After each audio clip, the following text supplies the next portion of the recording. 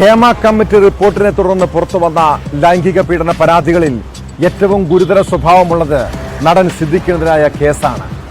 Police അതീവ ഗൗരവത്തോടെ കാണുന്ന സിദ്ദിഖിനെതിരായ പരാതിയിൽ തെളിവെടുപ്പ് ആരംഭിച്ചു. നടിയുടെ പരാതിയിൽ പറയുന്ന ദിവസങ്ങളിൽ സിദ്ദിഖ് മസ്കറ്റ് ഹോട്ടലിൽ താമസിച്ചിരുന്നു എന്നതിന് തെളിവ് ലഭിച്ചിട്ടുണ്ട്. അതിനിടെ പരാതിയുടെ പകർപ്പും എഫ്ഐആർ വിവരങ്ങളും നൽകണമെന്നാവശ്യപ്പെട്ട് സിദ്ദിഖ് കോടതിയെ സമീപിച്ചു. നടൻ ജയസൂര്യക്കെതിരായ ലൈംഗിക പീഡന കേസിലും മൊഴിയെടുപ്പ് പുരോഗമിക്കുകയാണ്.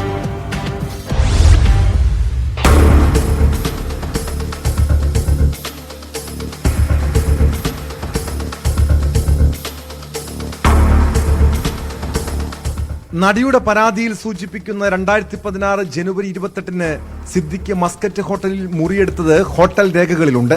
സിദ്ദിഖ് ഹോട്ടലിലുണ്ടായിരുന്നതായി പരാതിക്കാരി പോലീസിനോട് പറഞ്ഞതും ഇതേ കാലയളവിലായിരുന്നു. സിദ്ദിഖ് മുറിയെടുത്തതിന്റെ രേഖ, നടി ഹോട്ടലിലെ സന്ദർശക രജിസ്റ്ററിൽ രേഖപ്പെടുത്തിയ വിവരങ്ങൾ, സിനിമയുടെ പ്രിവ്യൂ നടന്നതിന്റെ രേഖകൾ തുടങ്ങിയവയാണ് പോലീസ് ശേഖരിച്ചത്. അക്കാലത്ത് ഹോട്ടലിലുണ്ടായിരുന്ന ജീവനക്കാരുടെയും പരാതിക്കാരിയുടെ മാതാപിതാക്കളുടെയും മൊഴി രേഖപ്പെടുത്തി. ഡ്രൈവർമാർ, പ്രിവ്യൂവിൽ പങ്കെടുത്തവർ തുടങ്ങിയവരുടെ മൊഴിയും രേഖപ്പെടുത്തും. 2016 ജനുവരി 28 സിനിമയുടെ പ്രിവ്യൂ നിള തിയേറ്ററിൽ നടന്നത്. അതേ ദിവസമാണ് നടൻ സിദ്ദിഖ് മസ്കറ്റ് ഹോട്ടലിൽ താമസിച്ചതും യുവതിയെ ഹോട്ടലിൽ വിളിച്ചു വരുത്തി പീഡിപ്പിച്ചതുമെന്നുമാണ് പരാതി. സിദ്ദിഖിനെതിരെ ബലാത്സംഗ കുറ്റം ചുമത്തിയാണ് മ്യൂസിയം പോലീസ് കേസെടുത്തിരിക്കുന്നത്.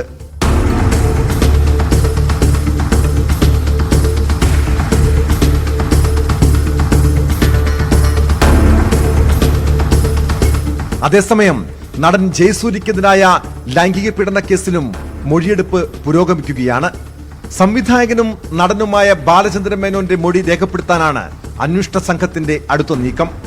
ബാലചന്ദ്രൻ മേനോൻ സംവിധാനം ചെയ്ത സിനിമയുടെ ഷൂട്ടിങ്ങിനിടെ അതിക്രമം നടന്നുവെന്നാണ് കേസ്. പരാതിയിൽ സിനിമയുടെ മറ്റ് സാങ്കേതിക പ്രവർത്തകരുടെയും മൊഴിയെടുക്കും.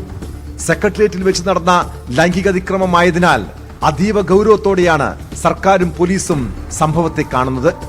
തിരുവനന്തപുരം കന്റോൺമെന്റ് പോലീസ് ജാമ്യമില്ലാ വകുപ്പുകൾ പ്രകാരമാണ് ജയസൂര്യക്കെതിരെ കേസെടുത്തിരിക്കുന്നത്.